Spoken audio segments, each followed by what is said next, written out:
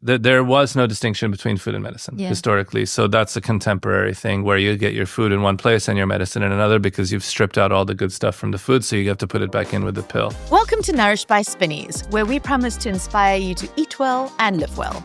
I'm Tiffany Eslick. We're currently on summer break, and we'll be back with new episodes in September. In the meantime, here's one of our most popular episodes from last year, where I sat down with Chef Will Goldfarb, who was out here from Bali doing a collaboration with Anantara the Palm Dubai. It was a fascinating conversation where we spoke a lot about food as medicine. Let's chat about room for dessert. My pleasure. My favorite subject. If you could talk about... I know you've spoken so openly, like on Netflix and on Chef's Table, about the journey of how you got there. But let's just jump into what it is right now. Sure. How has it evolved since you started? And what is the concept at the moment? That's a great question. And I think it's interesting because we have evolved so much. And Netflix was such a great platform for us to communicate. It's such a beautiful show. It's so well produced. And it was really a great moment for us and put us in a kind of different category, which is nice, both at the time and also after the pandemic when everyone was locked in watching Netflix. So it's been a really amazing thing for us, and it's allowed us to communicate in different ways. And so, but what's interesting is, since it's been such like a strong form of communication, in fact, we filmed it 7 years ago. So I was much younger. I know that you can't hear this over the, but I was much more dashing and much more, but of course I was also much tanner. We have done a lot since then. So around that time, actually, between when we shot it and when it came out, we had kind of evolved already to a tasting menu restaurant from being an a la carte restaurant, and because of demand from our guests. So by 2018, we were tasting menu only. And we were so busy in 2018. So it was like New York again. We were like, we sit you down. You've driven 2 hours, let alone you've flown to Bali. You've driven 2 hours to dinner. We sit you down and then we say, okay, well, we need your chair in 1 hour 20. I mean, this is ridiculous. So they said, why come to Bali to do that? So at the end of 2018, which was kind of like a big year for us, we said, we're going to close. So either we just like wrap it up, like, I don't know if it's The Rock or, like you flick the keys and the building explodes behind you and then you all walk away into the sunset. Or we said, it does seem a bit vain to like close right when everyone thinks it's great. So we did close though at our busiest time ever. And we were able to get the space on both sides of the restaurant, which we hadn't had before. Originally, it was just a cave, basically, no windows. Nothing. We had a tiny garden in the back, and we'd put a small garden in 2017. But 2018, we were able to put the north and south gardens together. Not quite as big and luxurious as the north and south residential complexes here at Anantara, but for us, quite symbolic. So because we're a 150 square meter restaurant, and then we added 1,000 square meters of garden. Okay. And we redid our what used to be our staff canteen and turned it into where we do snacks. So for the last 6 years, we've done a sort of walk through the forest, have snacks at the counter, come inside for desserts, go to the terrace for petit fours, and it's become this sort of really extraordinary experience where you can spend time and relax and be with us in sort of this luxurious way because you have space and time. So that's a very different experience to how we started. It's a very different experience to how we started in New York. And this connection with the natural world, you're literally surrounded by green. And everything that we do is based on what we grow. 2022, we took the space that we'd tried to take in 2019 and given back in 2020 because the buildings on our street were falling apart. So we restored one youth hostel and turned it into a candy shop, which is a powder room. We opened in 2023, which is our healthy-ish candy, donuts, soft serve, natural wines, pre-batch cocktails. That's like the perfect mix. It is the natural wine. I think it is the perfect mix. I share your feelings. So for all of so we that's something we always wanted to do, something that was the two things that Room for Dessert is absolutely not is like scalable and like it's just the opposite of what it is, right?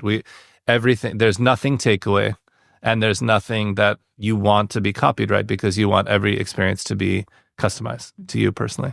So So we wanted something that we could do a lot of and that people could take with them. And so, but with our DNA. So Powder Room is really that. And I think room for, we've toyed with other ideas in terms of doing our sort of New York style dessert bar over the years. I think we could do a few of those. And who knows, maybe in the desert, we could do a little room for dessert universe. Yes, please bring your universe here. We're ready. We're ready. I think Dubai would be amazing. My wife grew up here. I haven't been to Dubai. I was in Abu Dhabi a couple of years ago. I find a lot of love in the region, and it's just such a fascinating place for food and culture.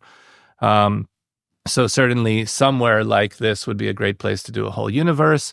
In the meantime, we also, a guest house that we were trying to get for about 9 years came up in 2022. So we renovated it in 2023. Again, it was another building that was falling apart after the pandemic. So we restored it. So all of these places are, Shelter Island is 100 meters north of the restaurant, like 50 meters from the North Garden. Powder Room is 50 meters from the restaurant, 6 meters from the South Garden. And then we have our food forest in the back, our new Miyawaki forest, which replaced our first medicinal plants garden.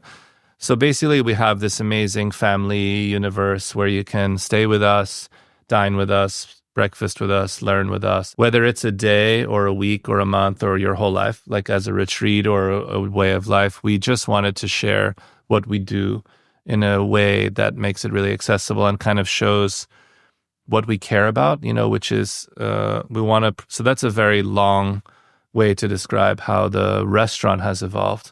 Yeah, but I mean, look at it's amazing what you've done. It's been a good run. Yeah. It's been a good couple of years. We were really, pandemic was a good moment for us. We just thought, you got to hustle and make it happen. So there's just no choice. If you want to keep people busy, keep people employed. So we're pretty good when the chips are down, and we like that approach, and you just cook your way out. And I think experience-wise at Room for Dessert, that sort of shift in 2018, 2019 has been given us this really awareness of space and time being the real luxuries. And I think now we're even able to do that more, give people more chances to sit with us, whether it's for 5 minutes or a month, which is something with a restaurant that's quite hard to do.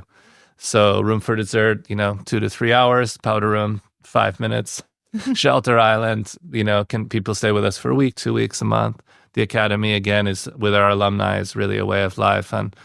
But in terms of our commitment to the community and what we're growing, that's forever. So a Miyawaki forest, for example, we can speak more about that if that's of interest to you. But that's a project it's a Japanese forest design that's using native species. So surveyed from around the restaurant, and that's designed to return the land to native session forest within 10 years, which is extraordinary. So there's a Indian advocate named Shubhendu Sharma who follows this principles of Miyawaki forest making, is probably the leading exponent currently. He did a retreat with us as well, and someone that my wife's been following. So we put in this sort of, in 80 square meters, you plant super dense, so 330 trees, 4 per square meter, which is incredibly crowded. You can even imagine just visualizing it. That sounds crowded. And then so they compete for sun and they shoot straight up. So in 18 months, we've seen more than 5 meters of growth, which is just, Bali's exceptionally fertile. 2 meters a year is good. And that for anywhere else in the world, that would be considered stratospheric. And this is 2.5 times that. It's amazing. It's just you cannot believe it. So already on one side, the restaurant's disappearing. So that's kind of our goal, is to sort of disappear or seamlessly be part of our community. Because that's really our obsession, is being part of our community, taking care of the people, taking care of the community, taking care of the earth, and then using the natural world to spread a little magic and joy through our desserts. And we're really, really happy to be here in Dubai to kind of sprinkle a little bit of that magic along. We were walking along the grounds in front of the Bushman's restaurant, and there's frangipani flowers and wild basil, and we were this is ridiculous. Why aren't we cooking with this? This is how we cook at home. And then when you come here, whenever you come to a new place, there can be a disconnect because you just don't know where everything is. So we were literally sitting in it yesterday, having our briefing after the meeting. And we were could you just get your scissors? And I think we should talk to the greenskeeper at Anantara. But the idea that they have this stuff, and we want to get in there and you need to have something alive. You need fresh food. And I think, obviously, I'm sure that's how Spinneys was built and the tradition around the Middle East. So I think it's super interesting to make people aware of the difference of how fresh food tastes.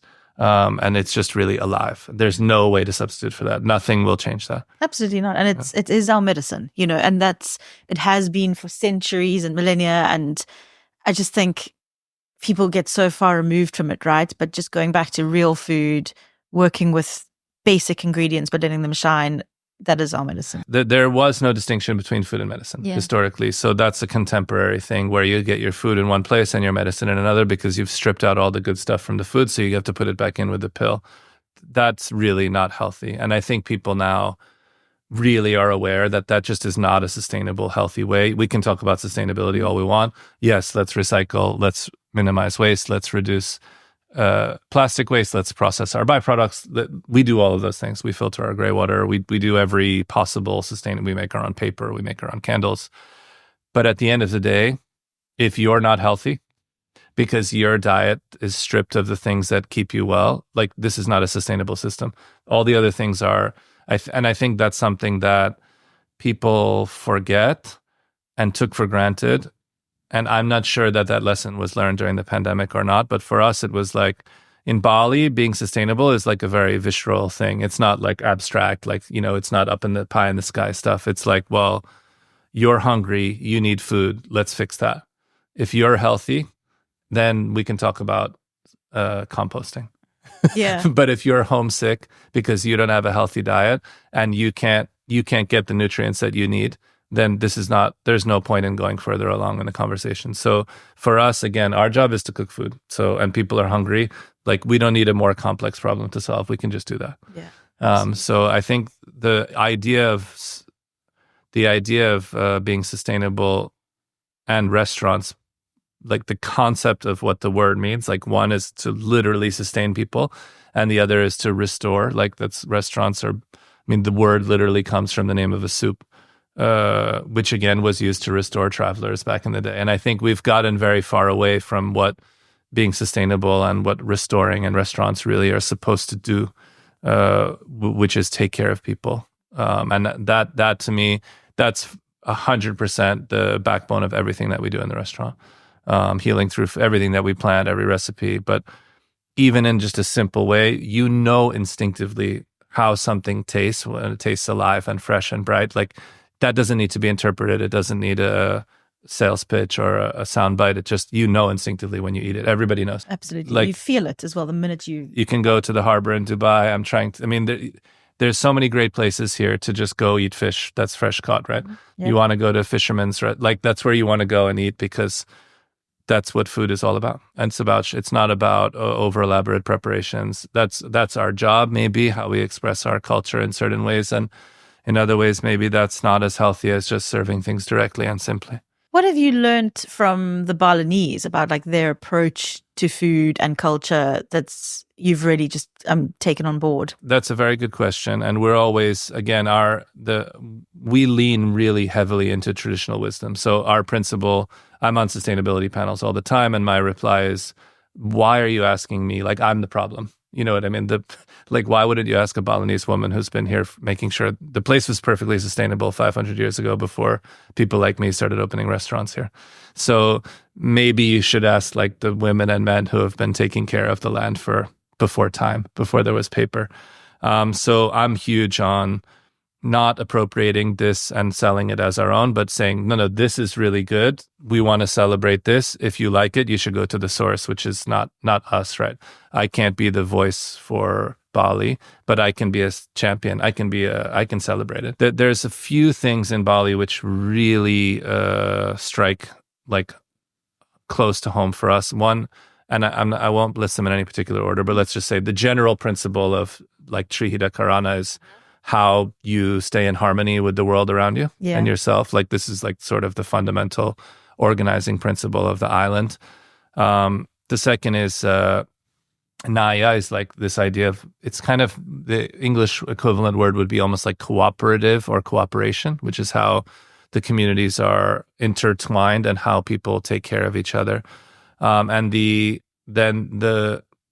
thing that you can see most readily in our food is the application of medicinal plants in beverage format, like jamu, or medicine making, traditional medicinal plant usage, which has a big tradition of Ayurvedic tradition because of the emigration of, around 600 years ago.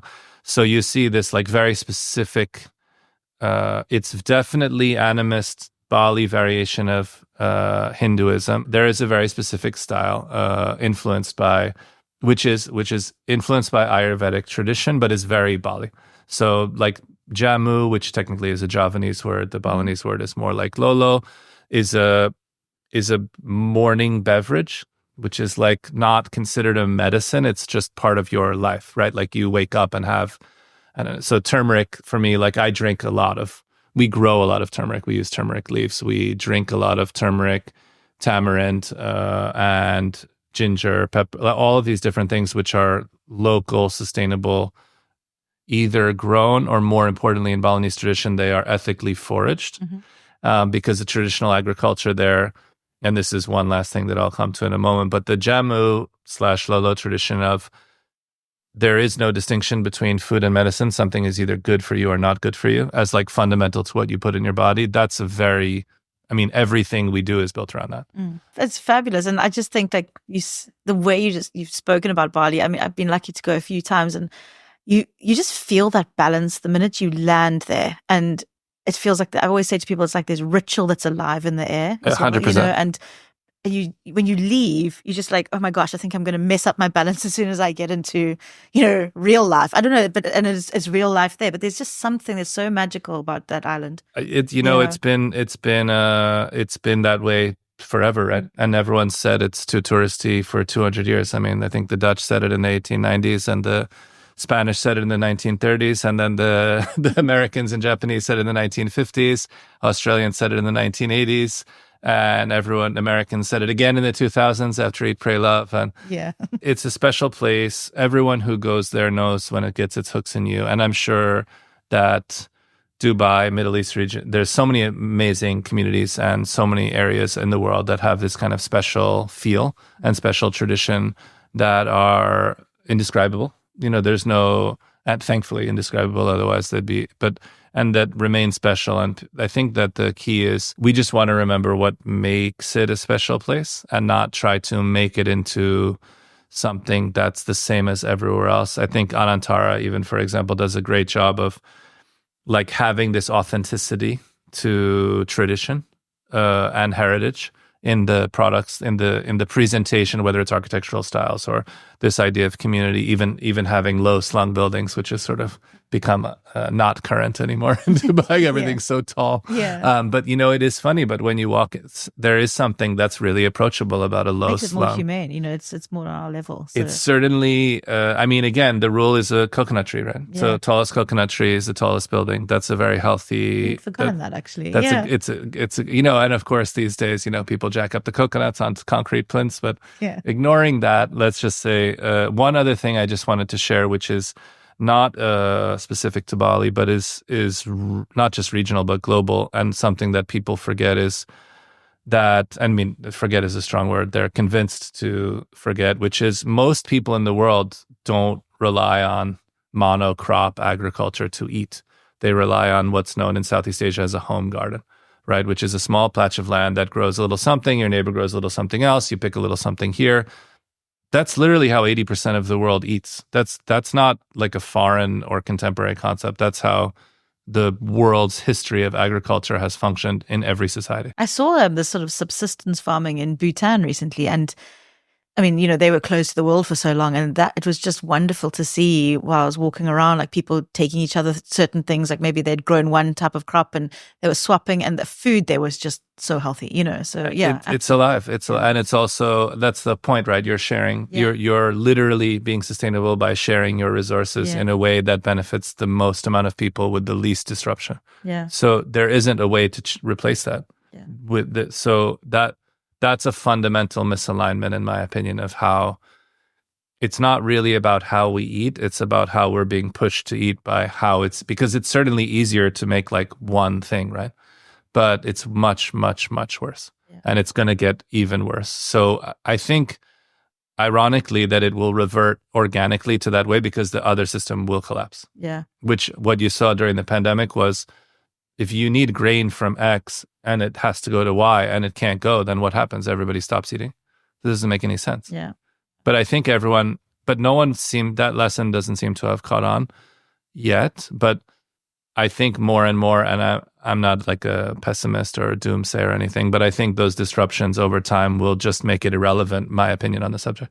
You will just have to eat what's near you because there won't be a better option. You know, your cookies and your ice cream, you have such a strong health focus to it. So I remember when you spoke at 50 Best here and you told us that you spent about a year trying to make meringue with coconut sugar that you found in Bali, right? Yeah. What are maybe just a couple of the other interesting ingredients that you've found and worked with in Bali that you have gone through a process of using and trying to experiment with? And does everything take like a year? So I would just say and this not to be too technical or nerdy, but we are pretty nerdy in Room for Dessert. But I guess I would just distinguish between, like, for us, we always work in three things, either ingredients or techniques or ideas. So something like a Balinese meringue, we spent a year making thousands of meringues, to try to make, like, perfect is the wrong word, but let's say something we really liked that was really functional and, more important, was really easy to share because it's really easy to replicate. So that's a big thing for us. If we're going to do something technical, we don't have any specialty equipment, and we don't want to make anything that requires you to have any specialty equipment, because the minute you do that, you're putting up a wall between what you do and what other people can do, and then you're not doing anything except for your own ego. You're just so, like, Balinese meringue, you can make it in a pan, in a saucepan, you can do it over a wood fire. I mean, you can do it with a whisk, you can do whatever you want. It doesn't matter what tools you have, it will work. Because the pH of the palm sugar, it's very sour. So even though we think of sugar as being sweet, these natural sugars have quite a high acidity. So they have really nice functions. They also do great to make cheeses because they curdle milk, and all of these great things that, again, people all over the world have known for thousands of years, but now we're just finding out again about. Then on the other side, ideas, which is, we walked outside, it's sunny, we see the beautiful Dubai coastline. Maybe we're inspired to do something built around the traditional fishing villages of the Middle East. That idea is sort of like, it could be today, it could be tomorrow, it could be in 100 years.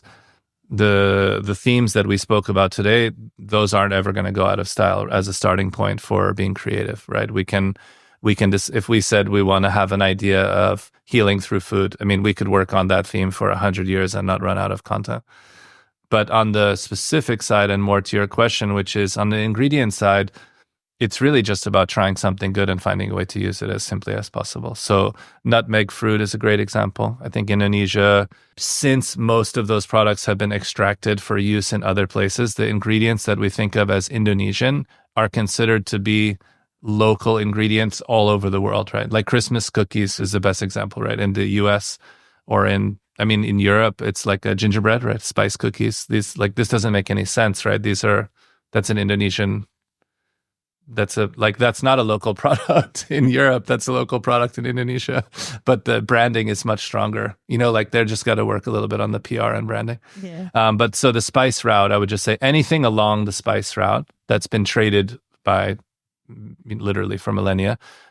I think those are great places to start in Indonesia, because the taste of spices which are fresh, and I don't mean recently dried, I mean undried. Like nutmeg, it's a fruit, the stone of which is a seed, which is surrounded by mace. And the fresh fruit we poach. We're actually serving it in our second dessert here in our pop-up at the Lotus Lounge at Anantara Palm. Yes, it's so exciting that you can work with these fresh ingredients, And I mean, chocolate, coffee, salt, sugar, these are all fresh ingredients for us. Like, we don't get them in a bag. We just get them. Yeah. So those things are for pastry, but for anything, just those products are alive. I think that's something that, if we get a chance to come back to the region, which we'd love to do, I think the key would be to be really, really getting a little deeper into the richness of products which are here. And I think that's always, it's the challenge, but it's the exciting part when you have a limited engagement like we do here, is how do we show what we do, which is what people want to see, but at the same time incorporate what's here. And for that, you need like real time, real research, and you need a guide. I know that you've taken a lot of risks in life. There's been failures that you've spoken about. You keep on going, and you keep inventing, and you have this, you always create this creativity and fun. And like, where do you get this passion and this drive that just keeps you coming back and doing more and more? I have no idea, but it's a great question, and that's a terrible answer. But I would just say it's very nice of you to say. We've definitely had some good ups and downs over the years. And of course, it's easy when things are good, but I think we've always done really, really well when things are bad. Sometimes it just takes a bit longer. I don't have a good answer for you because it's not at some point it must have been a conscious choice, but I don't remember that point. So it's just, we love to make stuff and try to be impactful and do things that are meaningful in a way that there is a constant search for meaning, like trying to do something for a reason. I think that's always helpful as a guide. Then there's nothing ever tiring about that, right? There's always, like, if you're doing something for a reason, then what can you be bored of? I mean, right? You're just bored. You're just become boring. If you're bored, that's a big one. Like, if you feel bored, it's probably you. You know what I mean? Yeah. Like, it's not the world, right? The world is a disaster, or it's beautiful, or whatever it is. But like, I love to show up every day and do my job, whatever that is. And I really enjoy serving things that we've served over the last 20 years. We're serving our greatest hits. But I also love to make new things all the time. We change our menu twice a year in Bali, so it's 30 new dishes a year. It's one of the reasons we started doing our greatest hits, because it's now 10 years in Bali. We celebrated 10 years last year. Congratulations. Thank yeah. you. And next year makes 20 since we opened in New York. So it's a lot of life there in those plates. And we since we change every 6 months, we never get a chance to share our, I hate this term hits, but it is what it is, things that people like. So we said, you know what, it's been 10 years. Maybe we should repeat like the dishes that everybody loved that we only served once and took off the menu. It seemed a bit vain. Yeah, I don't know. I love being in restaurants. I've been in restaurants for 35 years. I love being in service. I love working with the kids in the kitchen. And I love teaching and sharing. And it's really important. I don't know. I feel very fresh, and I don't feel like we've even started really doing anything. I mean, I'm proud of what we've done. I think we've had a good run. And I think we've done a lot, but I think in some ways we haven't even started. That's exciting.